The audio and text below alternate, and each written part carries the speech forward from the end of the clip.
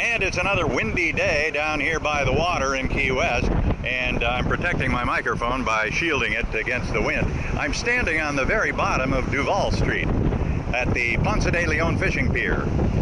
We have some unvisited bars to get to today in Key West before we turn our attention to the laid-back sister island next door that's experiencing a boomtown upswing. Southernmost is the word used by lots and lots of places around here. And the bar on the beach behind me is the Southernmost Beach Cafe. Let's go there. The bar at Southernmost Beach Cafe is arguably the southest bar you can sit at in the continental US of A.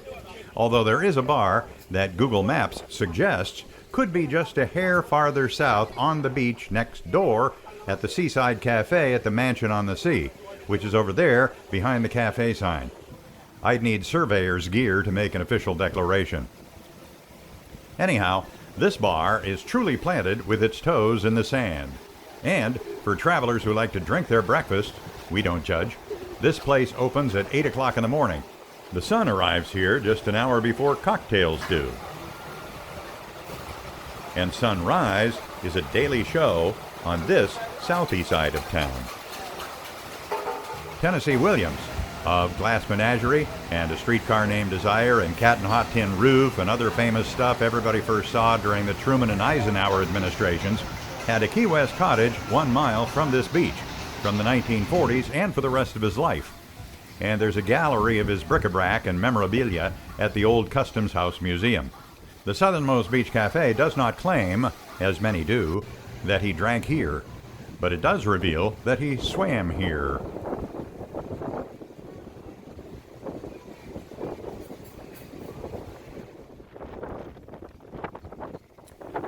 A 6-minute walk from the Southernmost Beach Cafe is Louie's Backyard, which is enshrined in Jimmy Buffett history as the place where he stumbled next door to the bar for a Bloody Mary in the song Trying to Reason with Hurricane Season.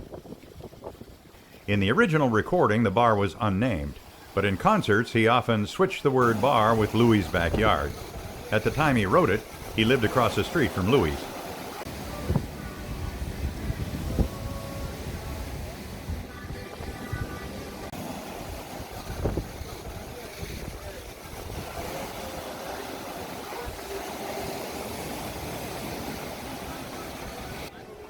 He does not say in the lyrics if he drank that Bloody Mary in the inside bar or the outside afterdeck bar, which gets the most votes in a poll of parrot heads. The afterdeck has those sweeping Atlantic Ocean views.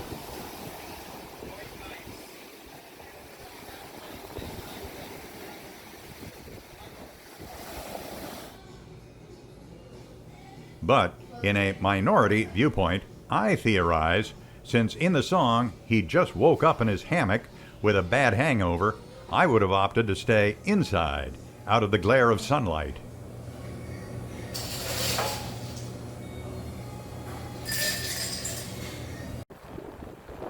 A 10-minute walk from Louie's, or a 2-minute drive, is Salute on the Beach. On the beach is in its name, so you don't have to wonder about its location. It opens at 11.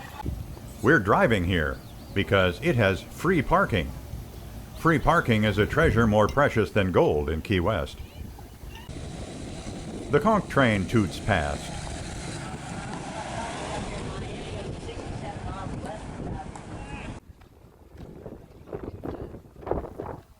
The food here is a mashup of Caribbean and Italian, thus the pronunciation of salute.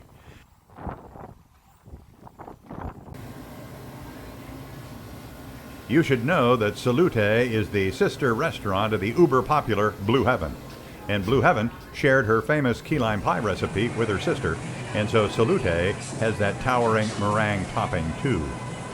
The Key West Weekly People's Choice Awards, called the Bubbas, this year awarded the best key lime pie, Bubba, to Blue Heaven, so Salute on the Beach shares that award. This beach, where Salute is on the beach, is Higgs Beach. The beach and its fishing pier are named for Clarence Higgs, a longtime Key West commissioner from 1944 till he died in 1961. He was a force behind the expansion of Key West Airport and the building of the White Street Pier, which is where tourists gather to watch the sun rise as they do at Mallory Square for sunset. His obit declares Clarence was a member of the Elks Club, Moose Club, Shriners, Lions Club, and the Freemasons also turned out for his funeral. Clarence sure did like hanging out with the guys. Salute keeps it classy, with a bathroom sign in French, pointing to the ladies' and men's rooms on the ocean. Now we're moving from the beach to Duval and north a 9-minute walk from Southernmost Beach Cafe to the Oldtown Tavern and Beer Garden, around the corner from the Hemingway House. It's the latest in a series of Irish pubs that have inhabited 900 Duval Street. I like Asmitics, and Anita favors Harp, and this place has both. Polly is our professional pint pourer. Owners Nick from Australia and Ashley from Oregon offer pub grub like fish and chips and shepherd's pie, and Scotch eggs, and Vietnamese banh mi, and vegans are welcome here. The beer garden part of the Oldtown Tavern and Beer Garden is out here, overlooking Duval Street by this big old stately tree.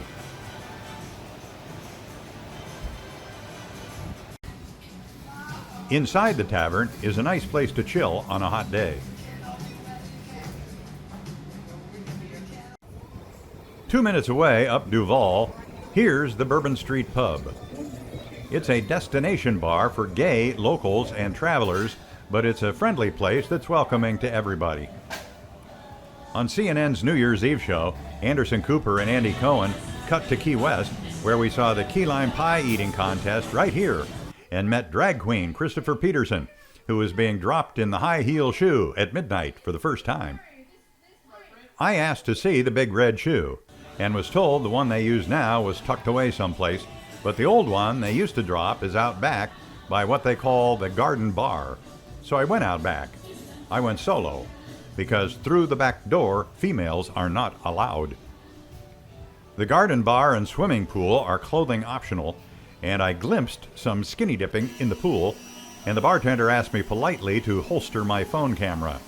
But when I explained my mission, he said I could use it to show you the old shoe that held the drag queen who once upon a time dropped at midnight New Year's Eve. Our affable and chatty bartender, Marika, told us of other bars we ought not miss, and allowed us how several of them are haunted, and where things go bump in the night. Another justification for day drinking. It's only a minute door to door from Bourbon Street Pub to Pincher's, which is a fun Florida seafood restaurant chain we visited in Fort Myers and in Naples, but it's a relatively new resident of Duval Street. When you walk through the street-level bar and its cooling shower of misting fans, past the bar, you turn to find an elevator that takes you to the big bar on the second floor.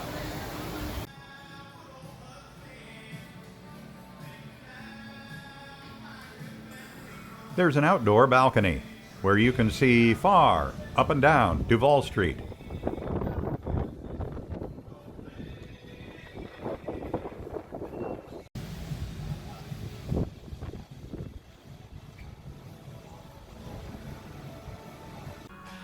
Its ramshackle decor is entertaining, as are some rude signage, such as this one that says, "Wanted. Good woman to cook, clean, sew, do windows, use cast net, bait hooks, clean fish, must have boat and motor, send picture of boat and motor." Pincher's sucks you in with 2-for-1 drinks all day, every day. Pincher's is another of those miraculous, holy locations that offers free parking. It's in a small lot behind the building, and you can park there for 2 hours. A block north and around the corner to the left on Southard is Big Cheesy's Pub and Grub. It's right next door to the legendary Green Parrot. But Big Cheesy's is earning a reputation of its own as an affordable place with plenty of beers and plenty of good food and plenty of TVs for sports. Big Cheesy's Bar was started by Key West-loving Michiganders on White Street, and they moved it to Southard Street here in 2023. And need I add that as a saloon run by Michiganders, these many TVs will display Michigan football. I happen to have been born a Buckeye. But in Key West, we leave our personal prejudices at the Cow Key Channel Bridge, so go blue, I guess. We've been to Green Parrot multiple times, and it's undeniably great. By the way, the Green Parrot calls itself a sunny place for shady people. But we passed by it today to see what's at the Big Cheesies. They had me at 23 draft beer pulls.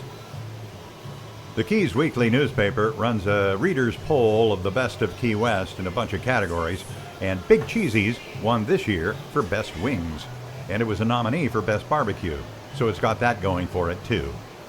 From Thursdays to Sundays, you can order a breakfast Bloody Mary, bottomless, starting at 8 a.m. for $7.69, and that goes for bottomless mimosas and bellinis. Say no more.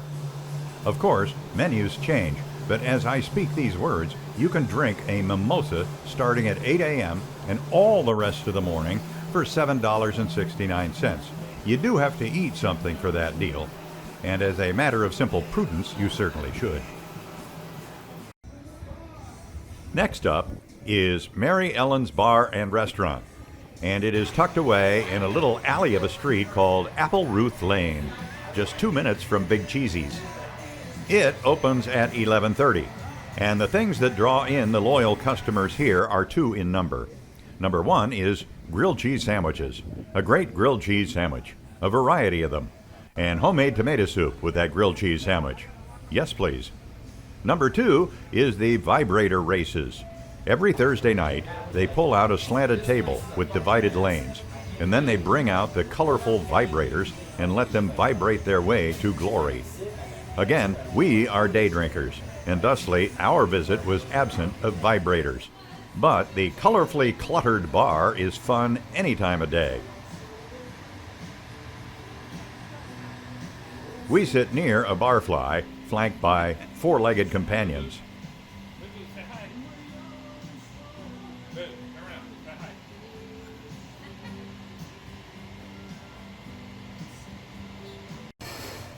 Mary Ellen is a real person who is the late grandmother of one of the co-owners.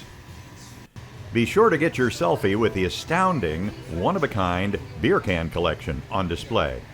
They were all consumed and collected by a guy named David Sloan, who enjoys a lifetime appointment as the official Minister of Debauchery for the Conch Republic. On a hot Key West afternoon, order up the house drink, frozen Irish coffee. Happy hour starts at noon, Mondays through Fridays, and they have 8 TVs. The bar declares it's open till really late or until 4 a.m., whichever comes first. We, of course, drink when the sun is out. But the 2024 Key West People's Choice Awards gave Mary Ellen's the title of Best Late Night Bar in Town. Check out the store next door for all your bondage and sadomasochism needs. Now to interrupt our forward momentum with a 47-second ad for that Key West murder mystery I wrote. It has some bars in that story too, naturally. We'll cross over to Stock Island right after this.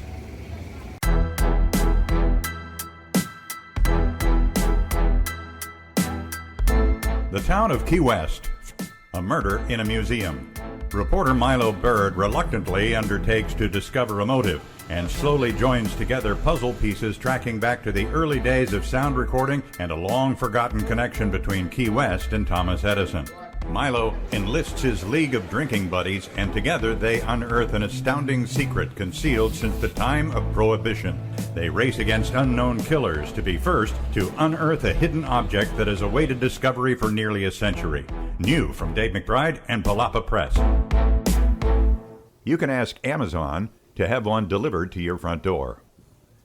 This trip we have lifted a glass in many bars we had not yet visited but wanted to. But there are more than 300 bars in Key West, for crying out loud. If we drank at all of them, our final destination would be the historic Key West Cemetery. But now we are on the move. We've now crossed the Cow Key Bridge to Stock Island. We turn almost immediately into our first bar here, Hurricane Hole.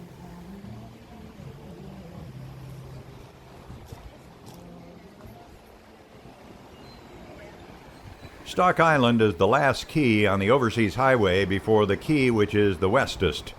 It's sort of what Key West was back in the 60s. More laid back, less touristy. It's where the workers at the bars in Key West used to be able to find a trailer or rooms they could afford to live in. Workforce housing is still being built here, but developers have caught the scent of opportunity lurking in these waters. Stock Island is catching on. New resorts and restaurants, but most of the island is still docks and fishing boats. Hurricane Hole is a favorite of locals who come for the bar and restaurant, and a favorite of tourists looking for a water sports adventure like kayaking or paddleboarding. Cow Key Channel is the waterway separating Stock Island from Key West, so you can brag that you paddled all the way from the Atlantic Ocean to the Gulf of Mexico, and nobody has to know it was a 2-mile trip. Keith is the bartender. He's funny and quick-witted and serves up drinks and sarcasm. I wanted his t-shirt, but he was out of it in my size, so a size smaller is inspiring my current weight loss efforts. Some say Stock Island is named for the cattle that used to be kept here for Key West meat eaters. Others say it's named for the sea cow, the manatee, that is still abundant in the waters here. The laid-back vibe of Key West and Stock Island are perfect for the manatee lifestyle. They are, after all, the couch potatoes of aquatic Florida. They are even shaped like potatoes. This paddleboarder was looking for them too. What was visible were hundreds of dancing jellyfish putting on a show.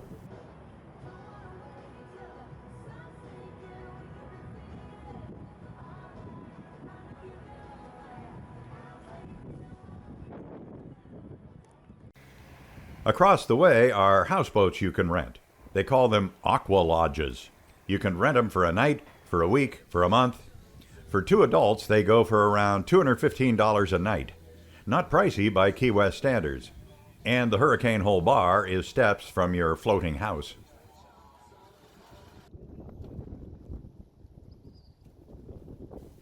A short paddle away from Hurricane Hole is Stock Rock Cafe.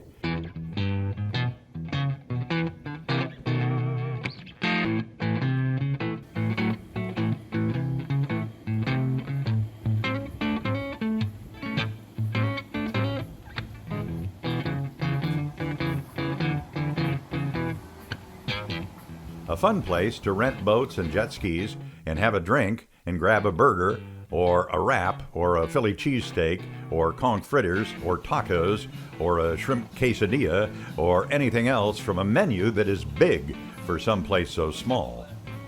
Same for the abundance of craft beers. You know, you could order a different one every 10 minutes for 4 hours and there'd still be 6 you haven't tried. If you do elect to drink a new craft beer every 10 minutes, I'd suggest doing that after you return to the dock with your rental boat or jet ski or kayak. You can book snorkeling or parasailing out of here too. On the other side of the channel, over there, is Key West.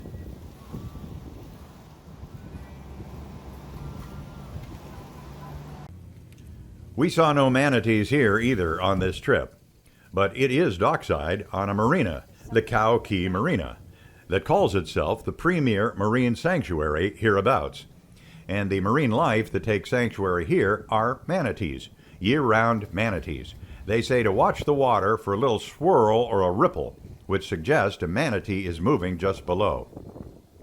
We saw no stinking ripples. The ripple watchers say early mornings or dusk are best. It's a fun and laid-back spot to order a drink and lunch and watch the jet ski flotilla glide by as they explore the mangroves and the wildlife therein.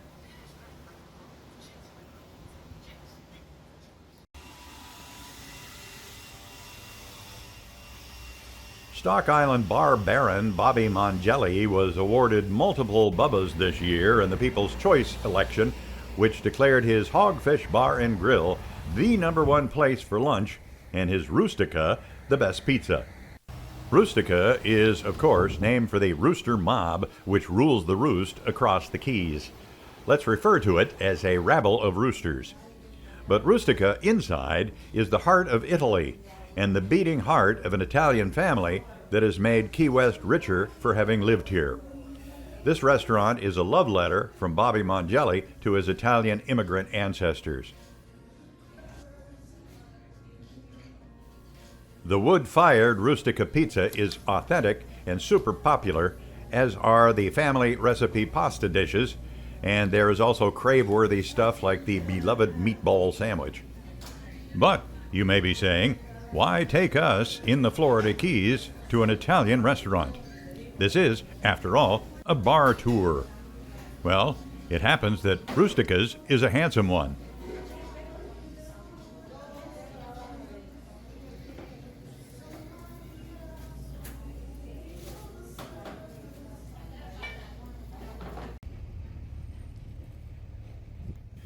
Just a 3-minute drive from Rustica is El Cibone, an authentic Cuban restaurant and bar.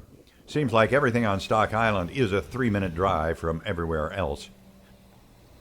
There's an El Cibone in Key West, too.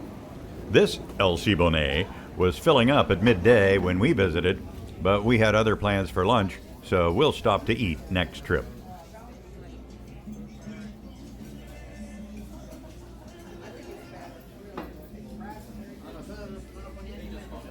It's got an inexplicable and eccentric collection of wall art in a bright open space that is casual and comfortable.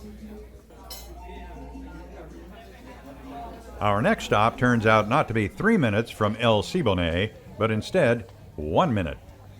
There are 2 nice, pretty new resorts on Stock Island, and we are visiting the one we did not stay at. The Perry Hotel was named for Matthew Perry. Not that Matthew Perry, R.I.P. It's named for Navy Captain Matthew Perry. Not the Captain Perry who said, "Don't give up the ship." That was his big brother, Oliver Hazard Perry. This younger Captain Perry commanded the shiny brand new USS Shark when it landed at Key West in 1822, and he personally planted a flag and claimed the island for the United States. Spain had claimed ownership of all the keys and gave the deed to a Spaniard who was from St. Augustine. That guy sold it to a businessman named Simonton, who asked Washington to come build a Navy base there to protect the Florida Strait, which was the strategic gateway to the Gulf of Mexico. So, Matthew Perry arrived and renamed Key West Thompson's Island after the Secretary of the Navy. Well, that turned out to be like in Chicago when the Sears Tower was renamed the Willis Tower. Nobody paid any attention and still called it the Sears Tower. And in Key West, everybody continued calling Thompson's Island Key West. Anyhow, this resort and marina beside it are named for Commodore Perry. The Perry has 3 bars, and 2 of them are poolside because there are 2 pools. The bar just off the lobby is Matt's Stock Island Kitchen and Bar. Right outside is the first pool.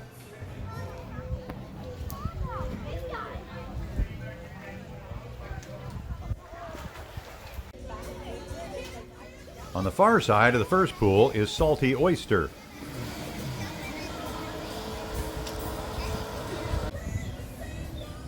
A fine place for vegging at the bar and looking out over the huge Perry Marina, where some boaters live on their yachts and get to use all the resort amenities. Past Salty Oyster is another pool, and past that, at the end of the property, is Bad Boy Taqueria and Tequila.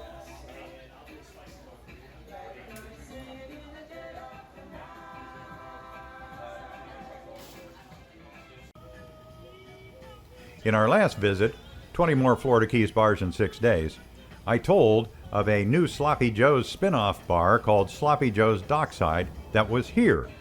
Well, the resort and marina changed ownership since then, and Sloppy Joe's is out and Bad Boy is in. Great Mexican food. You'll remember our bartender at Geiger Key raved about it. All the bartenders in the lower keys know many other bartenders at other saloons, so they're valuable resources in finding new places.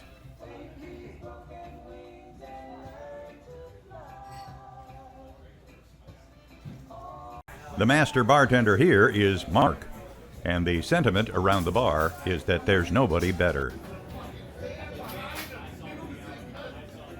If you get to Bad Boy Taqueria and Tequila and you just keep driving on to the end of Shrimp Road, you'll find the shipyard where the celebrated Western Union schooner is up on blocks. but you can't get in to get a photo without permission.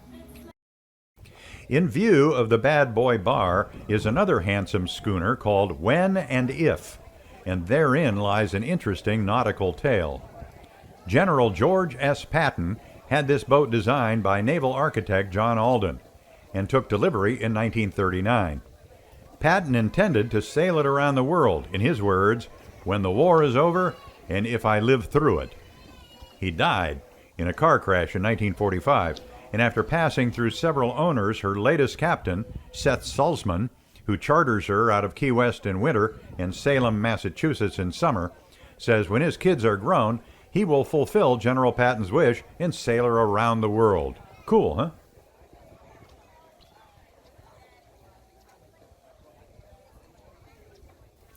And I'll introduce you to another very interesting boat. It's all about shrimp.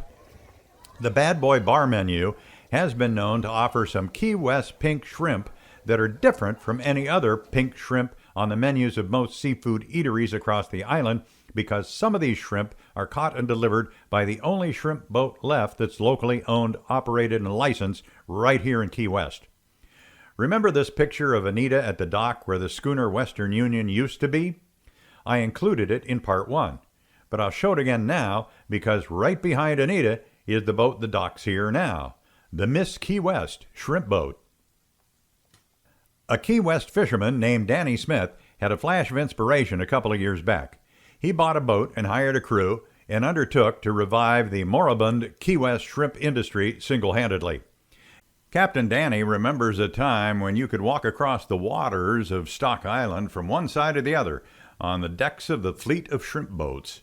These photos of the shrimp docks were taken by the federal government in the 1980s and are from the Wright Langley collection in the Monroe County Public Library.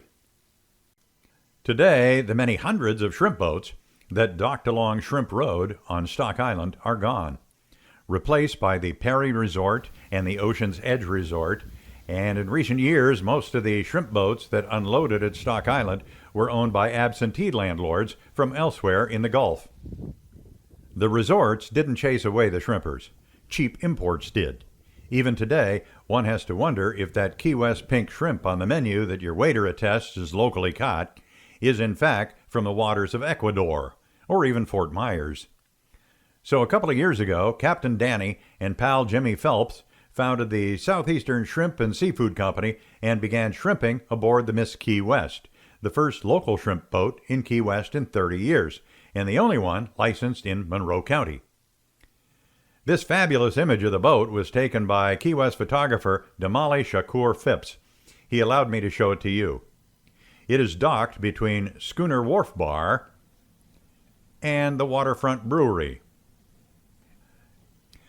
The Miss Key West crew pulls them from the waters out by the Dry Tortugas. Pink shrimp come out to forage at night. So the shrimp boats drag their nets all night and moor up after sunrise. This is David and a hippo shrimp. What a catch! Well, so is David. Meet Miss Luna, the shrimp boat dog. There's a guy by the name of Scott Gerke who makes some cool YouTube videos of trips he takes aboard commercial fishing boats, and he became part of the crew of Miss Key West on a 7-day shrimping trip to the Dry Tortugas. So if you want to see it, search YouTube for Inside the Life of a Shrimper. Anyway, Scott is allowing me to show you this great drone shot he took of Miss Key West at sea. Spectacular.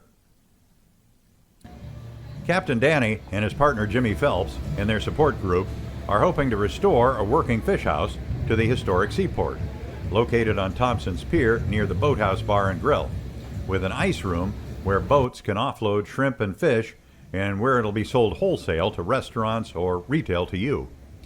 The fish house has been in disuse and is currently a small museum of local fishing history and is in view of this statue of Key West shrimp king Booty Singleton, who got rich packing shrimp right here in the glory days. Booty the tycoon was 67 years old in 1983 when he shot himself in the head in his mansion bathroom. His chauffeur said he'd seemed his usual happy self.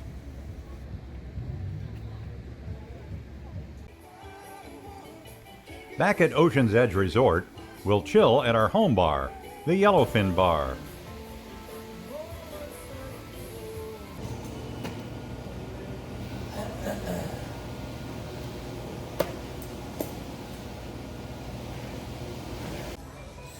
where Anita has the cheeseburger sliders and I have the Key West pink shrimp.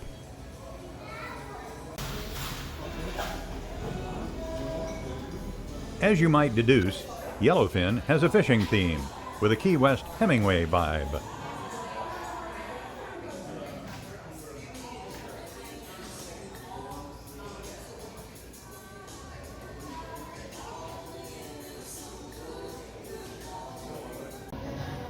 Outside, there is dockside music. I forgot to say earlier that Ocean's Edge is directly across the Boca Chica Channel from Naval Air Station Key West on the island next door. And on that island, the U.S. Navy teaches flyboys from around the world how to jockey jets. And so, walking into Yellowfin, you may look up when you hear overhead a rolling thunder sound that has nothing to do with the weather. And you can bank on hearing the roar of fighter jets out over the ocean from your balcony. Or see them ripping overhead. Anita likes the flyboys, I like the aircraft.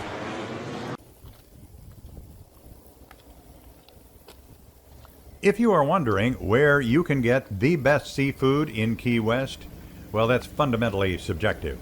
But the local readers of the Key West Weekly newspaper have provided their answer in their annual awards vote, and best seafood restaurant in Key West for 2024 is The Docks, and also best ceviche.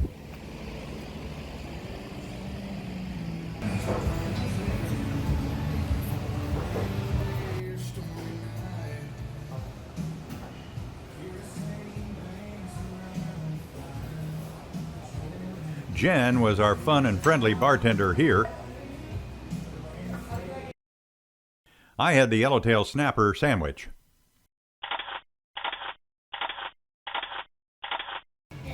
I thought the Swordfish Bill's beer poles were a clever idea.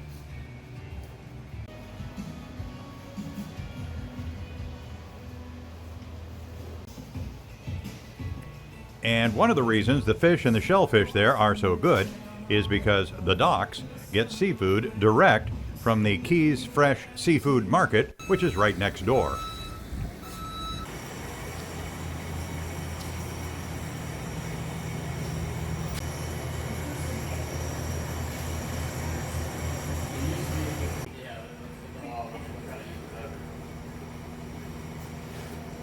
Around where we live, they have tournaments, and it encourages people to fish for them. And apparently, I've never been able. And they get seafood delivered right off the boats.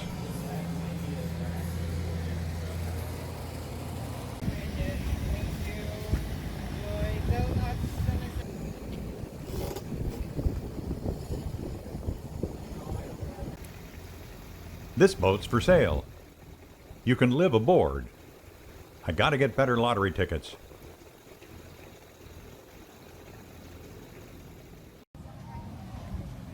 Just an oyster's throw away from the docks is Stock Island's most popular bar. We've taken you to Hogfish Bar and Grill before, but it's the sort of place you have to return to when you are ever less than 3 keys distant. Nobody doesn't like Hogfish Bar. Heck, the photo over the cash register is of owner Bobby Mongelli with Jimmy Buffett, for gosh sakes. Hogfish won the People's Choice Bubba Award for Best Place for Lunch in Key West, and they put out an ad bragging about it as they added, "Home of the legendary killer hogfish sandwich, a sandwich so great we named the place after it." And where else can bartender Darby point out to Anita a photo on the wall of Ernest Hemingway aboard the fishing boat Anita? Funny story. Let's call it a sidebar story. During the pandemic in 2022, it was reported by the Keys Weekly newspaper that local investors headed by Stock Island's restaurant king, Bobby Mongelli, had secured financing, and the state and the county had signed off on their plan to build one of the world's largest cruise ship ports on Stock Island, and were negotiating with Disney Cruises and Virgin Voyages. Locals brace for 3,000 tourists per ship swarming the island by now, until they read the date on the news story, which was April 1st, and got the joke. Truth is, Stock Island isn't now, or liable to become, the tourist hotbed Key West is, and some locals and travelers like that just fine. Jimmy Buffett did. 7 months before he died, here he is at Hogfish Bar Grill, where he thanked Bobby Mongelli for lunch. I sat where he did. His view, and mine, was of boats.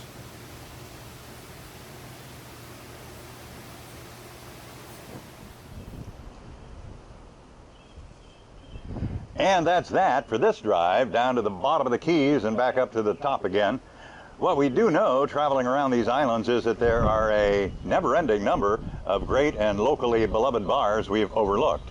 And I know for sure we've got a few Keys bars trips left in us, but right now, Anita and my plans only include heading over to the Resort Beach Bar overlooking the water, Sandbar, and ordering a drink, and not a thought in our heads with where we'll be going next.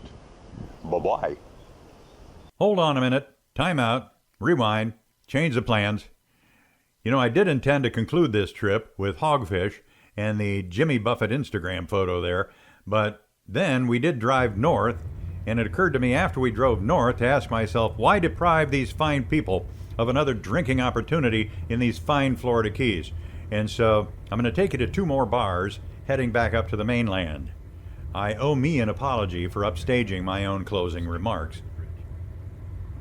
So, I was on US 1, driving all the way up non-stop to the Playa Largo Resort in Key Largo, but I happened to notice Ammar Resort on our side of the road coming up fast in Isla Morada. We've never stayed there, but I've read interesting things about it, and I know it has a big fat tiki bar overlooking the ocean.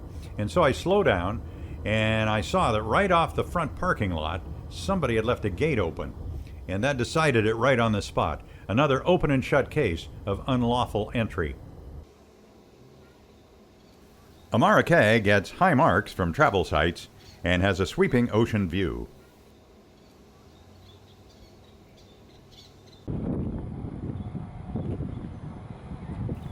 That's the Atlantic Ocean on this side of US 1, and today it's dead calm. I'll take you on a tour of the pool and the tiki bar while I explain what caught my interest about Ammar.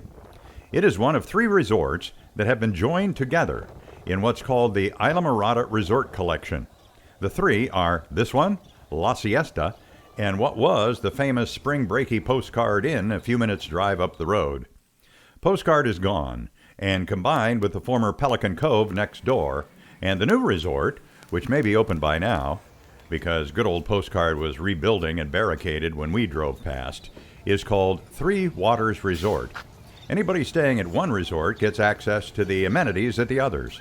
They have a shuttle boat called Rum Runner, which is a drink ostensibly invented at Postcard Inn, which will transport you between the docks at the resorts. And the trio of resorts in this collection are under the umbrella of the Marriott Bonvoy Tribute Portfolio, if that sort of corporate cachet puffery impresses you. The tiki bar at Ammar is a pretty big one, and it was named by the resort Imagineers, without much imagination, the Tiki Bar. If you sit where I'm sitting, you won't have to keep spinning your head around to see the sea.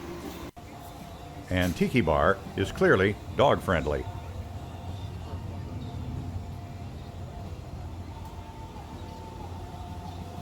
And here, a resort planner shows around a happy couple anticipating their wedding, smiling at each other with the ocean in view on this special bit of sand.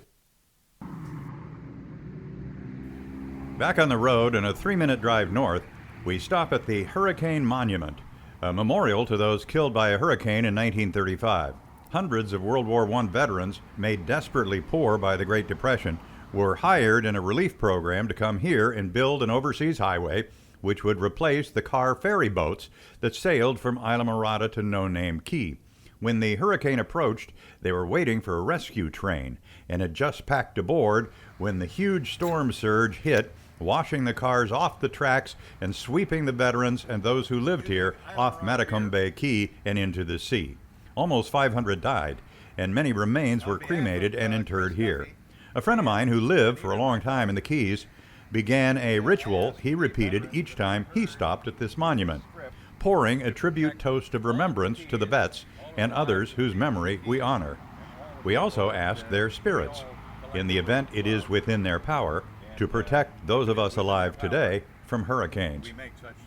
I anointed the memorial with a quality Isla Morada craft beer and rinsed it off with a water bottle. Arriving back in Key Largo, our home this time is Playa Largo, which it turns out does not mean play large, but rather Long Beach, although it is most certainly a place to play large. The Condé Nast Travelers readers in the last survey voted Playa Largo the second best resort in the Florida Keys, which begs the question, what did they say was number one? Well, that turns out to be the Marker Harbor Resort in Key West, which you can see in our last trip, 20 more Florida Keys bars in 6 days. So, here we are at Playa Largo, where we lived Largo in the room assigned to us, which was ground floor right on the ocean. A pathway right out our door is just 30 steps from the beach bar.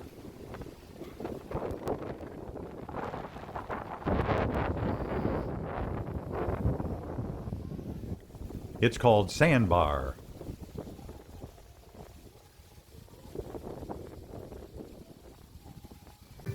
It is a 4-star waterfront bar with a fast and friendly staff of barmen.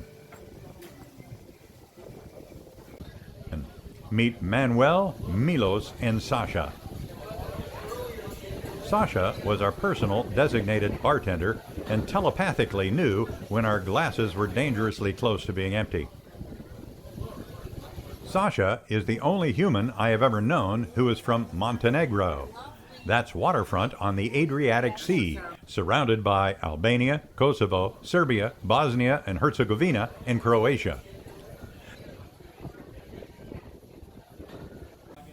This bar, the sea views, the elegant pool deck, and its attentive waitstaff created a tropical Florida Keys destination sweet spot.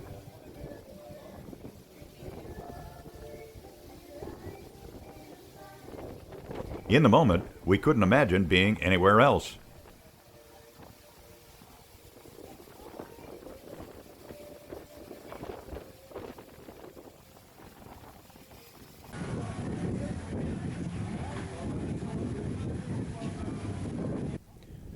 We parked ourselves at the Sandbar for most of the afternoon.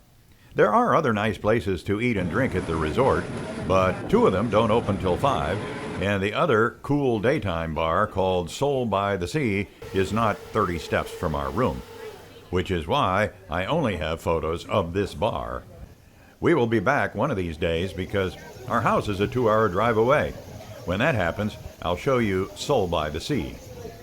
After 6 days bar hopping, we were content to turn in early, so we missed one of the fun rituals that makes this resort unique. Up and down the Keys, a whole lot of bars on the sunset side, that's the bay side, celebrate the sunset. But at Playa Largo, as the sun begins its descent to the horizon, a hand will reach out and ring a genuine ship's bell a few steps from Sandbar. The ringing of the bell is a summons for everybody to assemble on the beachfront, where there will be a bar cart making mojitos and cocktails, and steel drums providing a tropical soundtrack. They call it Eventide, and as it grows dark, fire pits along the shoreline here will illuminate the party.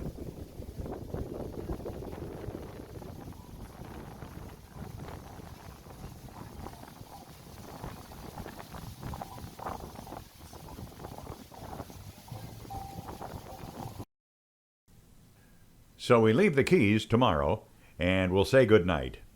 But as Yogi Berra said, it's not over till it's over, and it's not over if we've already started assembling a list of friendly saloons for our next trip to Key West. Until that time, here's our photo album.